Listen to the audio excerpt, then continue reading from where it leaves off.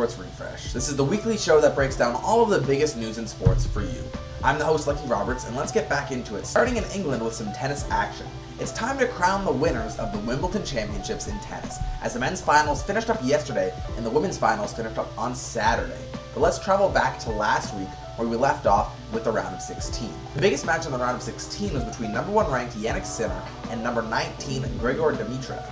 Dimitrov was dominant in the first two sets, winning 6-3 and 7-5, but it went down with a pectoral injury in the third set, forcing him to forfeit the match. It was a heartbreaking moment for tennis fans, but it was also key in the tournament's results. Sinner, who was likely to lose that match after dropping the first two sets, ended up going all the way to the finals to face his rival, Carlos Alcaraz.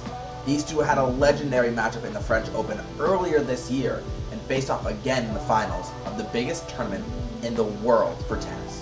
And while Alcaraz was the winner of the French Open, Sinner got his revenge at Wimbledon, taking home the championship in 4 sets. Congratulations to Sinner on this incredible feat. It's interesting to see how things would have shaken up if Dimitrov had not gotten injured and defeated Sinner back in the round of 16.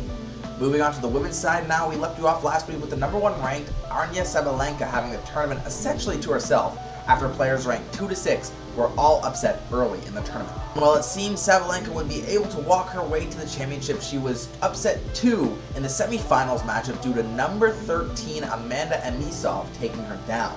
And that meant the finals matchup was between Anisov and number 8 ranked Iga Swiatek, in a match that Swiatek would absolutely dominate in, winning in 2 sets 6-0, 6-0. This win shot her all the way up to number 3 in the world rankings. Congratulations to both Sinner and Swiatek in their wins in this prestigious tournament.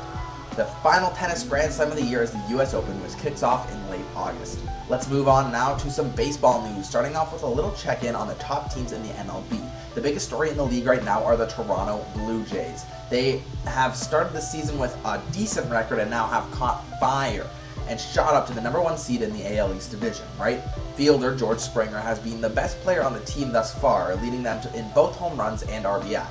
Toronto, with this recent surge, looks to make a playoff run. It's a little early to look at the playoff standings, but if they keep these things up, they might even snag a bye into the second round. Other top teams in the MLB have been the still hot Detroit Tigers, the Houston Astros in the American League, and the LA Dodgers and Chicago Cubs in the NL. In other baseball news, the MLB draft has been going on, with the first day yesterday and the second day happening today. The number 1 pick, Eli Willits, coming straight out of high school in Oklahoma, was drafted to the Washington Nationals, which was a surprise pick for everyone involved. Most MLB draftees go straight into the minor leagues, so we won't likely see him on the big screen for a little while. Either way, congratulations to Willits on becoming the pick. And for another tidbit of baseball news, the MLB All-Star Game goes down tomorrow, so make sure to tune into that one on the Refresh next week to see what happens. Moving on to some European football now, and it's summertime, which means we are in peak transfer window season. Here are some of the biggest moves from the top players between teams. The biggest move so far has been Theo Hernandez, who switched from AC Milan to Al Hilal of the Saudi Pro League. Hernandez has been one of the best left backs in the world, so it was a shocking decision for somebody of his caliber to head his talent away from the top teams in Europe. Some other big moves include Jamie Gittins from Dortmund to Chelsea, Jonathan David moving from Lille to Juventus, and Kevin De Bruyne from Man City to Napoli. Anthony Elanga also moved from Nottingham Forest to Newcastle United, and some Premier League moves. Sitting out after testing positive for illegal substances, Paul Pogba will hopefully return to soccer for AS Monaco. The transfer window is still open for nearly another 2 months, so there's still a lot more big moves to make. And for our last bit of news, UFC 318 goes down this Saturday night. The main event is a lightweight matchup between Max Holloway and Dustin Poirier.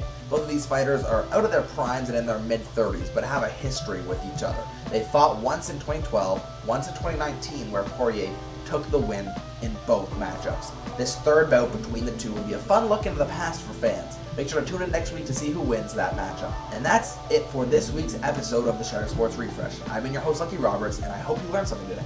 You can check me, Shutter Sports Media, and the writer for this episode, Finn Noel, on Instagram right here. Thanks for watching.